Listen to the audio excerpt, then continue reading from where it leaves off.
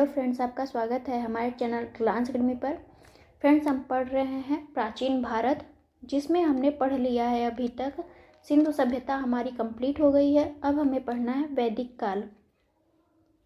आइए स्टार्ट करते हैं। और जिसको भी आपको पीडीएफ चाहिए किसी भी सब्जेक्ट का, तो आप लोग टेलीग्राम चैनल ज्वाइन कर लीजिए, वहाँ से आपको पीडीएफ मिल जाएगी। स्टार्ट करते हैं। वैदिक शब्द वेद से बना है। वेद का अर्थ होता है ज्ञान। भारत में सैंधव संस्कृति के पश्चात जिस नवीन सभ्यता का विकास हुआ उसे हम क्या कहते हैं? वैदिक सभ्यता या आर्य सभ्यता के नाम से भी इसे जानते हैं। आर्य शब्द भाषा का सूचक है। आर्य शब्द का जो अर्थ होता है श्रेष्ठ या कुलीन। क्लासिकी संस्कृति में आर्य शब्द का अर्थ था एक उत्तम व्यक्ति। आर्यों का इतिहास मुख्यतः वेदों से ज्ञात होता है। सामान्यतः वैदिक साहित्य की रचना का श्रेय जो है आर्यों को जाता है। आर्यों के मूल निवास स्थान को लेकर मतभेद है। प्रमुख इतिहासकारों ने अलग अलग विचार व्यक्त किए हैं। आइए देखते हैं। कश्मीर अथवा हिमालय जो है किसने कहा है? LD कल्ल ने कहा है कि आर्य कहाँ से आए थे? कश्मीर अथवा हिमालय से आए थे। गंगानाथ झा ने कहा था कि ये आए थे ब्रह्मासी देश से। और अविनाश चंद्र दास ने कहा कि ये जो है सिंधु सभ्यता प्रदेश से आए थे। और S त्रिवेदी ने कहा कि ये जो है आर्य कहाँ से आए थे? तो देविका प्रदेश से आए थे या मुल्तान से आए थे। गार्डन चाइल्ड ने कहा कि ये दक्षिणी रूस से आए थे। मैक्स मूलर ने कहा कि ये मध्य एशिया से आए थे। तो सबसे इम्पोर्टेंट आपका आता है कि किसने कहा कि आर्य जो है कहाँ से आए थे? मैक्स मूलर ने कहा कि आर्य जो है मध्य एशिया से आए थे। इनका इम्पोर्टेंट है आपका, यही पूछा जाता है और यही मान्यता है कि आर्य जो आए थे वो मध्य एशिया से आए थे। और बाल गंगाधर तिलक के अनुसार जो है आर्य कहाँ से आए थे? तो उत्तरी ध्रुव से आए थे। ये भी आपका इम्पोर्टेंट पॉइंट है इसमें। तिब्बत में किसने कहा था कि आर्य जो है तिब्बत से आए थे? तो दयानंद सरस्वती ने कहा था। जर्मनी से किसने कहा था? तो हर्ट एंड पिंका ने कहा था। गाइल्स ने कहा कि आर्य हंगरी से आए थे। तो आपको दो याद रखने हैं। मध्य एशिया से मैक्सिमम होता है कि आर्य सभी को पता है या सभी विद्वान यही मानते हैं कि मध्य एशिया से आर्य आए थे। और ये किसने कहा था? मैक्स मूलर ने कहा था। और बाल गंगाधर तिलक ने कहा था कि आर्य कहाँ से आए थे? उत्तरी ध्रुव से आए थे। आपको यही दो याद रखने हैं इम्पोर्टेंट में।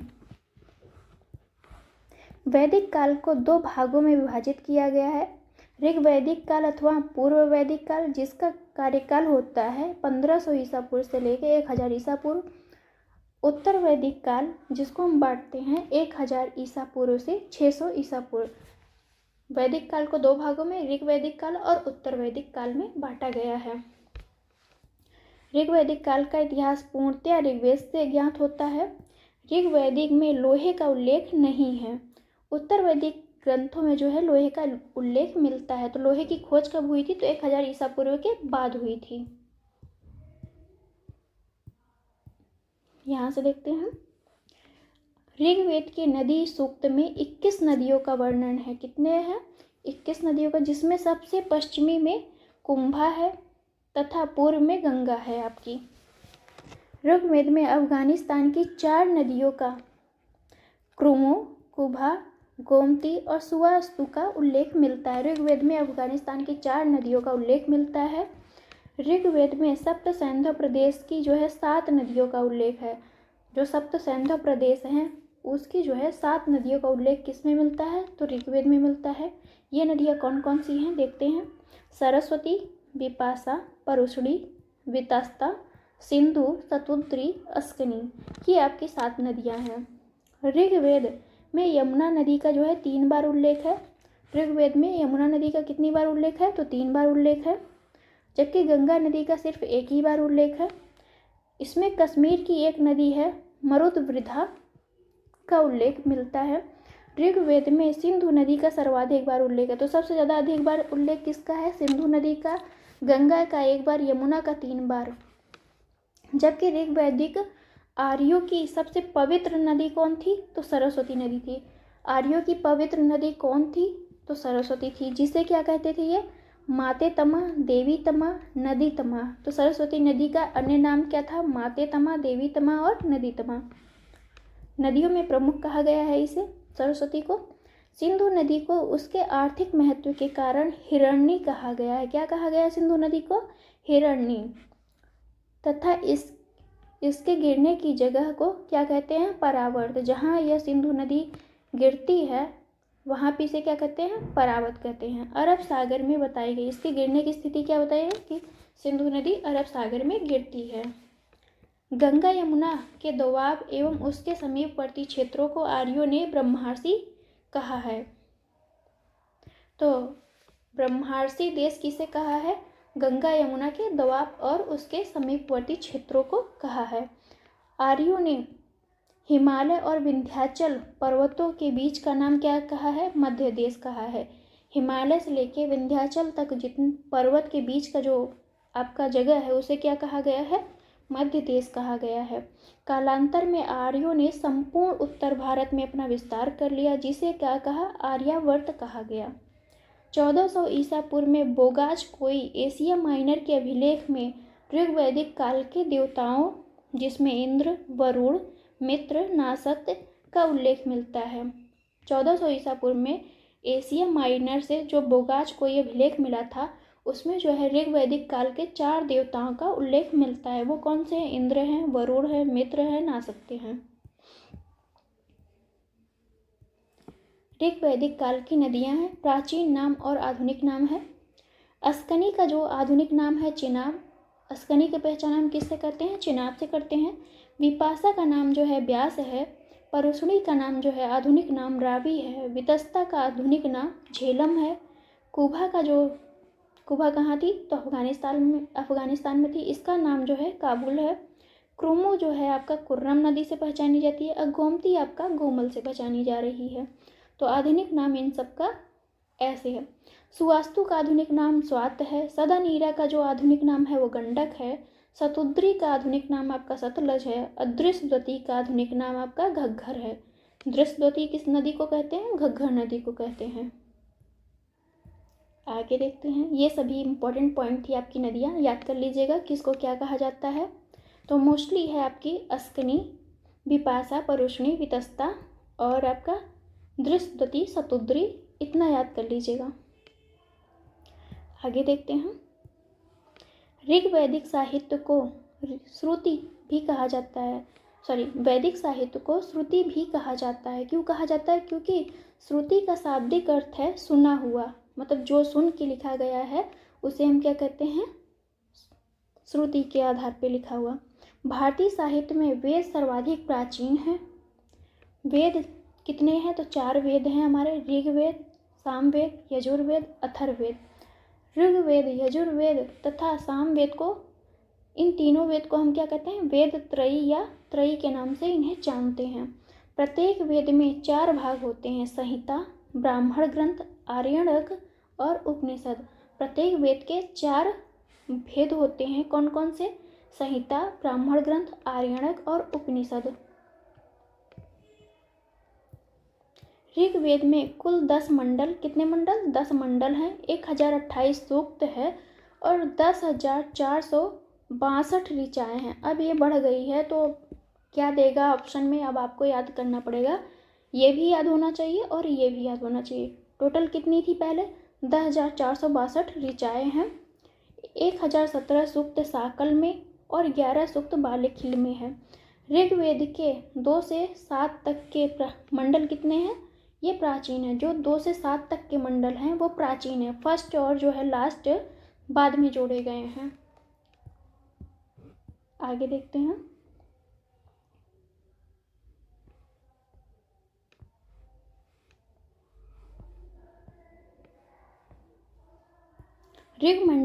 ऋग्वेद के मंडल एवं उसके रचयिता। कौन से मंडल की रचयिता कौन है? देखते हैं। प्रथम मंडल के रचयिता आपके मधुच्छमा हैं, जिसे हम मेधातिथि भी कर रहे हैं। द्वितीय मंडल के गृत्समद हैं। तृतीय मंडल के विश्वामित्र, ये इंपॉर्टेंट है आपका। तृतीय मंडल के कौन रचयिता हैं? तो विश्वामित्र हैं। चतुर्थ के वामदेव, पंचम के अत्रि और छठे के जो है भारद्वाज, 7वें के जो है वशिष्ठी। 7वां भी याद कर लीजिए। अष्टम मंडल के जो है कर्ण और अंगिरस। नवम मंडल जो है सोम देवता और अन्य ऋषि से संबंधित है। ये इंपॉर्टेंट है। नवम मंडल किससे संबंधित है? तो सोम देवता से। 10वां मंडल आपका जो है 10वें मंडल को सबसे लास्ट में जोड़ा गया है। ये विमदा, इंद्र, शची और अन्य से संबंधित है। ऋग्वेद के तृतीय मंडल में गायत्री मंत्र का उल्लेख है। किस मंडल में? तो तीसरे मंडल में जो है गायत्री मंत्र का उल्लेख है। इसके रचनाकार कौन है? विश्वामित्र हैं। तीसरे मंडल का रचनाकार कौन है? विश्वामित्र हैं। यह सविता या सूर्य देव को समर्पित है। तीसरा मंडल किसको समर्पित है? तो सूर्य देव को समर्पित है। ऋग्वेद के 9वें मंडल के सभी 114 सूक्त जो हैं सोम को समर्पित हैं। तो 9वां मंडल किससे समर्पित है? मतलब किससे संबंधित है? तो सोम देवता से संबंधित है। प्रारंभ में जो है 3 वर्णों का उल्लेख था। ब्राह्मण, क्षत्रिय, वैश्य, शूद्र शब्द का उल्लेख सर्वप्रथम ऋग्वेद के 10वें मंडल के पुरुष सूक्त में हुआ है। तो शूद्र का सबसे पहले उल्लेख किसमें हुआ? तो 10वें मंडल में पुरुष सूक्त में हुआ था। ऋग्वेद के मंत्रों का उच्चारण करके यज्ञ संपन्न कराने वाले पुरोहित को क्या कहते हैं? होता या होत्री कहते हैं। ऐत्रेय तथा कौशितकी ऋग्वेद के 2 ब्राह्मण ग्रंथ हैं। ऐत्रेय तथा कौशितकी ऋग्वेद के ब्राह्मण ग्रंथ हैं। पतंजलि के अनुसार ऋग्वेद की 21 शाखाएं हैं। कितनी शाखाएं हैं? 21 शाखाएं। ऐत्रेय ब्राह्मण में सुनह सेपह आख्यान का वर्णन मिलता है। यजुर्वेद में स्रोत एवं कर्मकांड वर्णित हैं। यजुर्वेद में किस चीज का वर्णन है? तो स्रोत और कर्मकांड का वर्णन किया गया है। यह वेद जो है गद्य एवं पद्य दोनों में है। यजुर्वेद जो है आपका गद्य और पद्य दोनों में है। यजुर्वेद के कर्मकांडों को संपन्न कराने वाले पुरोहित को अधर्यु कहते हैं। तो यजुर्वेद से जो संबंधित पुरोहित हैं उन्हें हम क्या कहते हैं? अधर्यु। जबकि ऋग्वेद से संबंधित पुरोहित को होत्री कहते हैं। यजुर्वेद की 2 शाखाएं हैं। कृष्ण यजुर्वेद जो पद्य और गद्य दोनों में है। शुक्ल यजुर्वेद जो केवल पद्य में है। तो यजुर्वेद की 2 शाखाएं कृष्ण यजुर्वेद और शुक्ल यजुर्वेद। यजुर्वेद का अंतिम भाग ईशोपनिषद है। यजुर्वेद का जो अंतिम भाग है वो क्या है? ईशोपनिषद है, जिसका संबंध याज्ञिक अनुष्ठान से न होकर आध्यात्मिक चिंतन से है। तो ईशोपनिषद का संबंध किससे है? आध्यात्मिक चिंतन से है। शुक्ल यजुर्वेद की मुख्य शाखाएं आपका काण्व तथा माध्यदिन है। शुक्ल यजुर्वेद की संहिताओं को जो है वासनीय संहिता कहते हैं। तो ये इंपॉर्टेंट पॉइंट है आपके लिए। शुक्ल यजुर्वेद की संहिताओं को क्या कहते हैं? वासनीय संहिता कहा गया है, क्योंकि इसमें वासनीय के पुत्र याज्ञवल्क इसके दृष्टा थे। कृष्ण यजुर्वेद की मुख्य शाखाएं तैत्तिरीय, काठक, मैतरणी और कपिस्थल है। ये इतना इम्पोर्टेंट नहीं है। शतपथ ब्राह्मण में शुक्ल यजुर्वेद ब्राह्मण ग्रंथ है। इसमें पुनर्जन्म का सिद्धांत, जल प्लावन, कथा, पुरुरवा उर्वशी आख्यान, पुरुष मेध का वर्णन है। साम का अर्थ है संगीत अथवा गान। साम वेद में यज्ञों के अवसर पर गाए जाने वाले मंत्रों का संग्रह होता है। जो व्यक्ति इन मंत्रों को गाता है उसे क्या कहते हैं? उद्गाता कहते हैं। या जो पुरोहित इन मंत्रों को गा रहा था उसे क्या कहा जा रहा था? उद्गाता। सामवेद में कुल 1875 ऋचाएँ हैं, जिनमें से 75 या कुछ विद्वानों के अनुसार 99 ये सभी छोड़कर और सभी जितने भी ऋचाएँ हैं वो सभी ऋग्वेद से ली गई हैं। सामवेद की प्रमुख शाखाएं कौथुमी, राणारी और जैमिनी हैं। अथर्ववेद में 20 कांड, 730 सूक्त और 5987 मंत्र हैं। इसमें 1200 मंत्र ऋग्वेद के हैं। अथर्ववेद के मंत्रों का उच्चारण करने वाले पुरोहित को क्या कहते हैं? ब्रह्मा कहते हैं। तो आपका ऋग्वेद के पुरोहित को क्या कहता है? तो होत्री होता है। यजुर्वेद का अधर्यु होता है और सामवेद का जो होता है वो क्या होता है? उद्गाता। और आपका अथर्ववेद का ब्रह्मा। अथर्ववेद मगध तथा अंग दोनों को दूरस्थ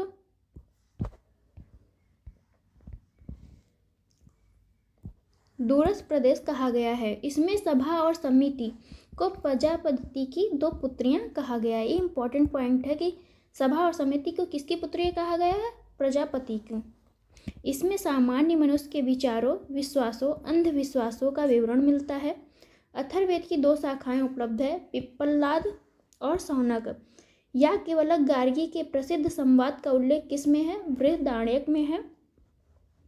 कठोपनिषद, ये इंपॉर्टेंट पॉइंट है आपका कि याज्ञवल्क्य और गार्गी का जो संवाद चल रहा था वो किसमें कहा है?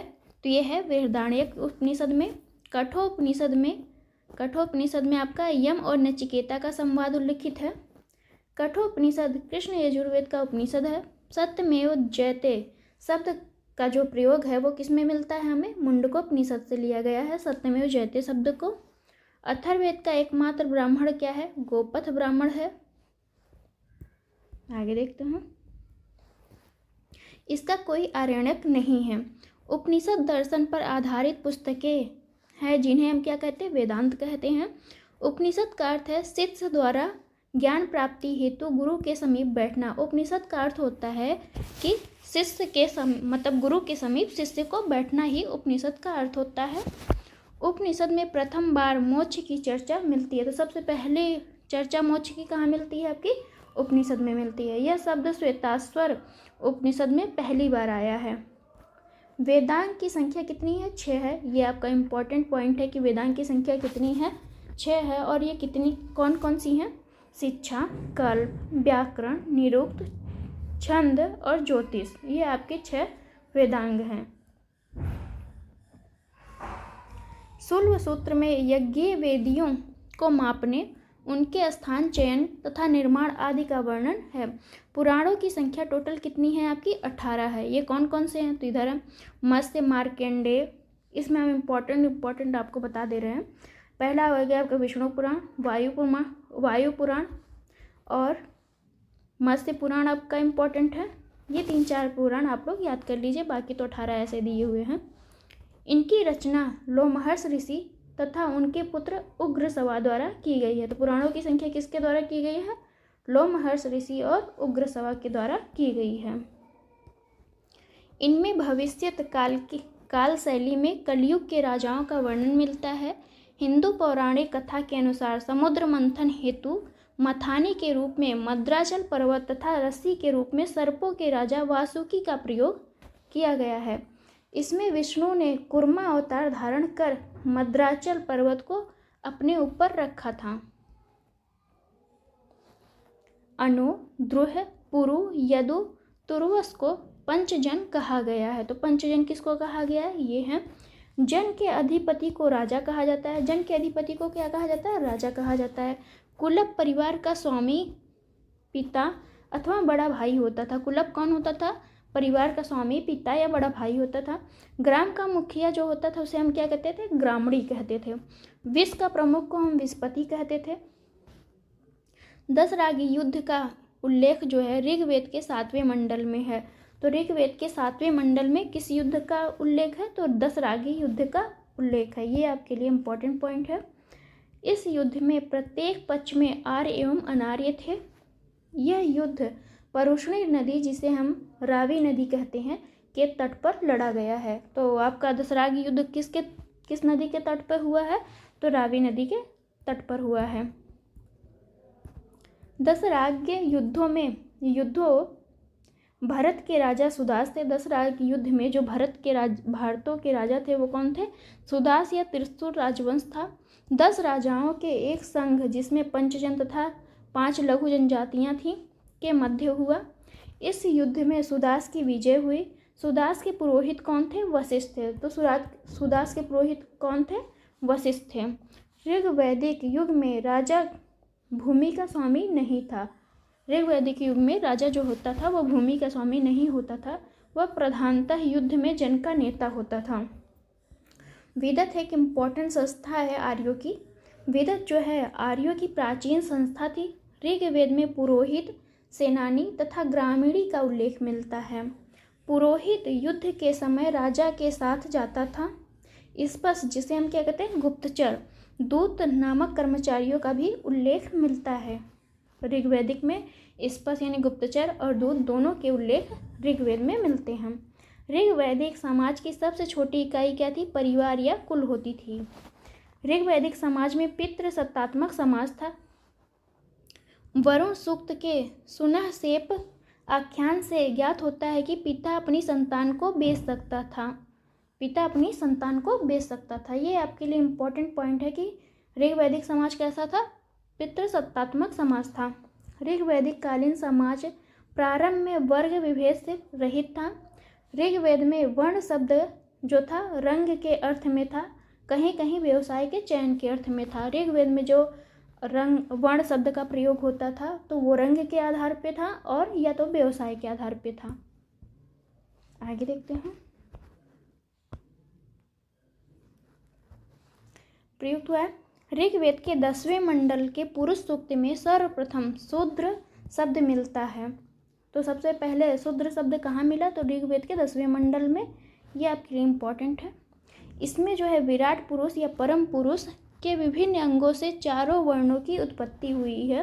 विराट पुरुष के मुख से कौन निकलता है? तो ब्राह्मण की उत्पत्ति हुई है। भुजाओं से आपके क्षत्रिय की उत्पत्ति हुई है।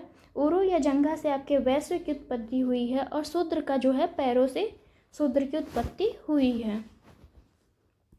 गोत्र शब्द का सर्वप्रथम उल्लेख किसमें है? ऋग्वेद में है।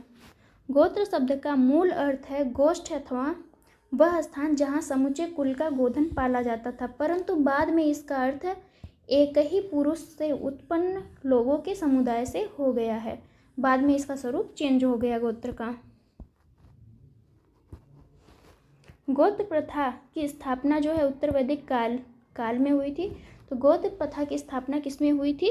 उत्तर वैदिक काल में हुई थी। आर्यों द्वारा अनार्यों को दिए गए विभिन्न नाम कौन कौन से नाम है? जिसको अब्राह्मण, वेदों को न मानने वाले, अयज्वन, यज्ञ न करने वाले, अनास, बिना नाक वाले, अदेव, देवताओं को न मानने वाले, अव्रत, वैदिक व्रतों का पालन न करने वाले, मृदवाक यानी कटुवाणी बोलने वाले। आर्यों ने अनार्यों को क्या कहा? ये सारी चीजें उनको कही। सतपथ ब्राह्मण में पत्नी को जो है पति की अर्धांगिनी बताया गया। सतपथ ब्राह्मण में जो है पत्नी को क्या कहा गया है? कि पति की अर्धांगिनी है। ऋग्वेद में जायदस्तम अर्थात पत्नी ही गृह है कहकर उसके महत्व को स्वीकार किया गया है। कन्या की विदाई के समय जो उपहार या द्रव्य दिए जाते थे उसे हम वहतु कहते हैं। कुल मिला के कन्या के टाइम पे जब दहेज दिया जाता है उसे क्या कह रहे हैं? दहेज को वहतु कह रहे हैं। स्त्रियों में पुनर्विवाह एवं नियोग प्रथा प्रचलित थी। नियोग प्रथा से उत्पन्न संतान को क्षेत्रज कहलाता था। समाज में सती प्रथा के प्रचलन का उदाहरण नहीं मिलता है। क्यों? जो कन्याएं जीवन भर कुमारी रहती थी उन्हें क्या कहते हैं? अमाजु कहते हैं। ऋग्वेद में घोषा, लोपामुद्रा, विश्वसबारा, अपाला आदि स्त्रियां शिक्षित थीं जिन्होंने कुछ मंत्रों की रचना भी की है। लोपामुद्रा अगस्त ऋषि की पत्नी थी। लोपामुद्रा कौन थी? तो अगस्त ऋषि जो थे उनकी पत्नी थी। आर्य मांसाहारी तथा शाकाहारी दोनों प्रकार के भोजन करते थे। भोजन में दूध, घी, दही आदि का विशेष महत्व था। दूध में पकी हुई खीर या छिरपा कौदन का उल्लेख मिलता है। जौ के सत्तू को दही में मिलाकर करम नामक खाद्य पदार्थ बनाया जाता था। ऋग्वैदिक काल में 3 प्रकार के वस्त्र प्रचलित थे: नीवी, वासस और अधिवासस। स्त्री एवं पुरुष दोनों आभूषण पहनते थे। तो स्त्री और पुरुष जो है दोनों ही आभूषण पहनते थे। ऋग्वैदिक आर्य आमोद प्रमोद का जीवन व्यतीत करते थे। रथ दौड़, घुड़दौड़ तथा पासा खेल उनके मनोरंजन के साधन थे। वाद्यों में झांझ और मजीरे, दुधंबी, करकरी और वीणा बांसुरी आदि का उल्लेख मिलता है। आर्यों की संस्कृति मूलतः ग्रामीण थी। आर्यों की संस्कृति कैसी थी? मूलतः ग्रामीण थी और सिंधु सभ्यता की नगरीय थी। कृषि और पशुपालन उनके आर्थिक जीवन का मूल आधार था। आर्यों की कृषि और पशुपालन उनका आर्थिक जीवन का मूल आधार था। ऋग्वेद में पशुपालन की तुलना में कृषि का उल्लेख बहुत कम है। सबसे ज़्यादा उनके लिए क्या महत्व रखता था? पशुपालन महत्व रखता था। उसके बाद कृषि की जाती थी। ऋग्वेद के मात्र 24 मंत्रों में ही कृषि का उल्लेख प्राप्त हुआ है। उर्वरा या क्षेत्र कृषि योग्य भूमि को कहा जाता था। बुआई, कटाई, मड़ाई आदि क्रियाओं से लोग परिचित थे। ऋग्वेद में कुल्या, नहर, कूप तथा अवट या खोद कर बने हुए गड्ढे, अस्म चक्र, रहट की चरखी आदि का उल्लेख है। ऋग्वैदिक समाज में व्यवसाय आनुवांशिक नहीं थे। व्यवसाय क्या थे? आनुवांशिक नहीं थे। इसका मतलब ये है कि जो किसान है उसका बेटा किसान रहे, ये इम्पोर्टेंट नहीं है। उसका बेटा ब्राह्मण भी हो सकता था, क्षत्रिय भी हो सकता था, सैनिक भी हो सकता था, कुछ भी हो सकता था। ऋग्वेद में तक्षा, बढ़ई, स्वर्णकार, चर्मकार, वाय, जुलाहे, कर्मा, धातु कर्म करने वाले, कुंभकार आदि का उल्लेख मिलता है। कताई बुनाई का कार्य जो है स्त्री पुरुष दोनों करते थे। ऋग्वेद से पता चलता है कि सिंध तथा गांधार प्रदेश जो है सुंदर ऊनी वस्त्रों के लिए विख्यात थे। सिंध जो है आपका पाकिस्तान में, गांधार जो है आपका अफगानिस्तान में है। व्यापार अदला बदली प्रणाली पर आधारित था, यानी वस्तु विनिमय प्रणाली पे, जिसमें क्या होता है एक वस्तु दे के दूसरी वस्तु लेते थे। वस्तु विनिमय प्रणाली इसे कहते हैं। विनिमय के माध्यम के रूप में निष्क का उल्लेख हुआ है। व्यापार वाणिज्य प्रधानतः पणी वर्ग के लोग करते थे। व्यापार वाणिज्य कौन करता था? पणी वर्ग के लोग करते थे। ऋग्वैदिक आर्य जो थे वो लोहे से परिचित नहीं थे। ऋग्वैदिक आर्य किससे परिचित नहीं थे? तो लोहे से परिचित नहीं थे। ऋग्वैदिक कालीन शताब्दी एवं अर्थ। नीवी क्या है? नीवी जो है कमर के नीचे पहने जाने वाला वस्त्र है। वासस जो है कमर के ऊपर पहने जाने वाला वस्त्र है। अधिवासस जो है ऊपर से धारण किया जाने वाला चादर या ओढ़नी है। तच्छा जो है बढ़ई है। कर्मा जो है धातु कर्म करने वाला है। वेकनाट आपका सूदखोर है। अरित्र आपका पतवार है। और अरित्री जो है नाविक है। अरित्रों को क्या कहते हैं? नाविक कहते हैं उस टाइम पे। वैदिक साहित्य में ऋग्वेद प्राचीनतम ग्रंथ है, जिसमें हमें सर्वप्रथम बहुदेववाद के दर्शन प्राप्त होते हैं। यास्क ने निरुक्त के अनुसार ऋग्वैदिक देवताओं की संख्या मात्र 3 बताई है।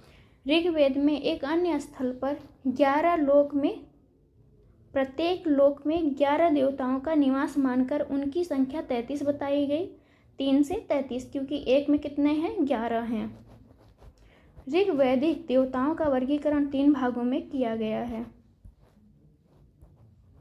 पृथ्वी के देवता जो हैं पृथ्वी, अग्नि, बृहस्पति, सोम आदि हैं। आकाश के देवता आपके वरुण, सूर्य, मित्र, पूषण, विष्णु, अश्विन, ये सभी आपके आकाश के देवता हैं। अंतरिक्ष के देवता जो हैं इंद्र, पर्जन्य, रुद्र, आप, वायु, वात, ये सभी आपके अंतरिक्ष के देवता हैं। इंद्र को विश्व का स्वामी कहा गया है। इंद्र को क्या कहा गया है? विश्व का स्वामी। इन्हें पुरंदर तथा अर्थात किलों को तोड़ने वाला कहा गया। इंद्र को क्या कहा गया है? पुरंदर। और किलों को तोड़ने वाला किसको कहा गया? इंद्र को कहा गया है। ऋग्वेद में सर्वाधिक सूक्त जो है 250 किसके लिए है? तो इंद्र के लिए 250 सूक्त का प्रयोग किया गया है ऋग्वेद में। इंद्र को आर्यों का युद्ध का नेता, वर्षा का देवता माना जाता है। इंद्र को जो है आर्यों के लिए क्या कहते हैं कि ये युद्ध के देवता हैं, और वर्षा के देवता कौन है? इंद्र हैं। ऋग्वेद में अग्नि के लिए 200 सूक्त का प्रयोग किया गया है, और वह इस काल के दूसरे सर्वाधिक महत्वपूर्ण देवता है। पहले कौन है? इंद्र है। दूसरे कौन है? अग्नि है। ऋग्वैदिक देवताओं में सोम का जो है तीसरा स्थान है। सोम का जो है तीसरा स्थान है। वरुण को समुद्र का देवता, वरुण को क्या है? समुद्र का देवता, ऋत का नियामक माना जाता है। तो वरुण को जो है समुद्र का देवता, ऋत का देवता, ऋत का नियामक माना जाता है। ये इंपॉर्टेंट लाइन है आपके लिए। वरुण को वैदिक सभ्यता में नैतिक व्यवस्था का प्रधान माना जाता था। इसी कारण इन्हें ऋतस्य गोपा भी कहा गया है। किसे ऋतस्य गोपा कहा गया है? तो वरुण को कहा गया है। ईरान में वरुण को अहुर मजदा नाम तथा यूनान में उन्हें ओरनोज नाम से जाना जाता है। तो वरुण को ईरान में अहुर मजदा और यूनान में जो है ओरनोज नाम से जानते हैं। ऋग्वेद के 9वें मंडल के सभी 114 सूत्र किससे संबंधित है? सोम को समर्पित है या सोम से संबंधित है। वनस्पतियों एवं औषधियों के देवता आपके पूषण है, ये इम्पोर्टेंट है। तो वनस्पतियों और औषधियों के देवता कौन है? पूषण है। इनके रथ को बकरे द्वारा खींचते हुए प्रदर्शित किया गया है। जंगल की देवी अरण्यानी है, जबकि ज्ञान की देवी आपकी सरस्वती है। तो जंगल की देवी कौन है? अरण्यानी, और ज्ञान की देवी सरस्वती हैं। उत्तर वैदिक काल में अनु, दुर्य, तुर्वस, कृवि, पुरु, भरत आदि जनों का लोप हो गया। उत्तर वैदिक काल में जैसे हम आगे गए तो उसमें इन सभी का लोप होता चला गया, या ये सभी का कम प्रचलन में रहे। शतपथ ब्राह्मण में कुरु और पांचाल को वैदिक सभ्यता का सर्वश्रेष्ठ प्रतिनिधि बताया गया है। छांदोग्य उपनिषद से ज्ञात होता है कि कुरु जनपद में कभी ओले नहीं पड़े और न ही टिड्डियों के उपद्रव के कारण अकाल पड़ा है। उत्तर वैदिक काल में काशी, कौशल, कुरु, पांचाल, विदेह, मगध, अंग आदि प्रमुख राज्य थे। उत्तर वैदिक काल में काशी, कौशल, कुरु, पांचाल, विदेह, मगध और अंग जो है बहुत इंपॉर्टेंट नगर थे उस टाइम के। उपनिषद में कुछ क्षत्रिय राजाओं के उल्लेख प्राप्त हुए हैं, जैसे विदेह के जनक, ये इंपॉर्टेंट है आपके लिए। पांचाल के जो है प्रवाहण जवाली, के अश्वपति, काशी के राजा अजातशत्रु प्रमुख थे। आगे देखते हैं। विभिन्न दिशाओं में राजा के विभिन्न नाम हैं। पूर्व में जो है इनको सम्राट कहा जाता था, पश्चिम में स्वराट कहा जाता था और उत्तर में इन्हें विराट कहा जाता था। दक्षिण में इन्हें भोज कहा जाता था और मध्य में इन्हें राजा कहा जाता था। ऐत्रेय ब्राह्मण में सर्वप्रथम राजा की उत्पत्ति का सिद्धांत मिलता है। ये इंपॉर्टेंट है कि सबसे पहले राजा का सिद्धांत कहाँ मिलता है? तो ऐत्रेय ब्राह्मण में मिलता है। ऐत्रेय ब्राह्मण में कहा गया है कि समुद्र पर्यंत पृथ्वी का शासक एकराट होता है। अथर्ववेद में एकराट सर्वोच्च शासक कहा गया है, एकराट को सर्वोच्च शासक कहा गया है। अथर्ववेद में परीक्षित को मृत्यु लोक का देवता कहा गया है। परीक्षित को क्या कहा गया है? मृत्यु लोक का देवता। छांदोग्य उपनिषद और वेदारण्यक उपनिषद में उद्यालक, आरुणि एवं उनके पुत्र श्वेत केतु के बीच ब्रह्मा एवं आत्मा की अभिन्नता के विषय में संवाद है। अथर्ववेद में सभा और समिति को प्रजापति की 2 पुत्रियां कहा गया है। इम्पॉर्टेंट है आपके लिए।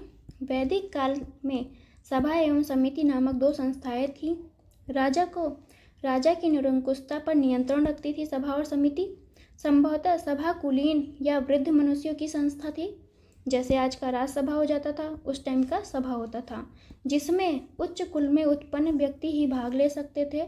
इसके विपरीत जो समिति थी वो सर्वसाधारण की सभा थी, जैसे आपका लोकसभा,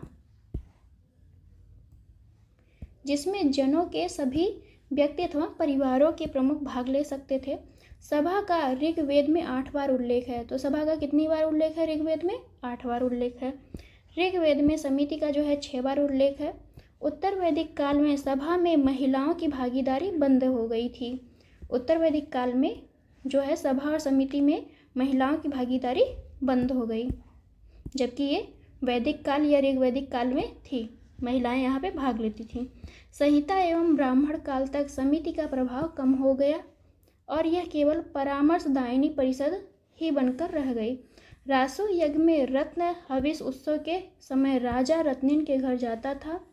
अलग अलग ग्रंथों में रत्नियों की संख्या अलग अलग प्राप्त होती है। शतपथ ब्राह्मण में इस रत्नियों की संख्या टोटल कितनी बताई गई है? 12 बताई गई है। कौन कौन से हैं देखते हैं। पुरोहित जो है राजा का प्रमुख परामर्शदाता था। सेनानी सेना का प्रमुख था। ग्रामणी जो है ग्राम का मुखिया था। महिषी जो है राजा की पत्नी होती थी। सूत जो है रथ सेना नायक होता था। और संग्रहिता आपका कोषाध्यक्ष होता था। बागदूत जो है वो कर एकत्र करने वाला अधिकारी होता था। अच्छवाप आपका क्या होता था? आय व्यय गणनाध्यक्ष करता था। आगे चलते हैं। शतपथ ब्राह्मण तथा काठक संहिता में गोवी कर्तन या गवाध्यक्ष तथा बढ़ई रथकार रथ बनाने वाला नाम भी रत्नियों की सूची में मिलता है। शतपथ ब्राह्मण में रासो यज्ञ का विस्तृत वर्णन है। किसका वर्णन है? तो रासो यज्ञ का शतपथ ब्राह्मण में वर्णन है। रासो यज्ञ में राजा का अभिषेक 17 प्रकार के जल से किया जाता था। रासो यज्ञ में राजा का अभिषेक कितने प्रकार के जल से किया जाता? 17 प्रकार के जल से किया जाता था। पारिवारिक जीवन ऋग वैदिक काल के समान था। समाज जो था प्रतिसत्तात्मक था। ऐत्रेय ब्राह्मण से पता चलता है कि अजिगर्त ने अपने पुत्र सुनहसेप को 100 गायें लेकर बलि के लिए बेच दिया था। उत्तर वैदिक काल में समाज जो है 4 वर्णों में विभक्त था, ब्राह्मण, क्षत्रिय, वैश्य और शूद्र। ऐत्रेय ब्राह्मण में चारों वर्णों के कर्तव्यों का वर्णन किया गया था। क्षत्रिय या राजा भूमि का स्वामी होता था। वैश्य जो है दूसरे को कर देते थे। शूद्र जो है तीनों वर्णों का सेवक कहलाता था। ऐत्रेय ब्राह्मण में कन्या को चिंता का कारण माना गया है। कन्या को क्या माना गया है? चिंता का कारण माना गया है।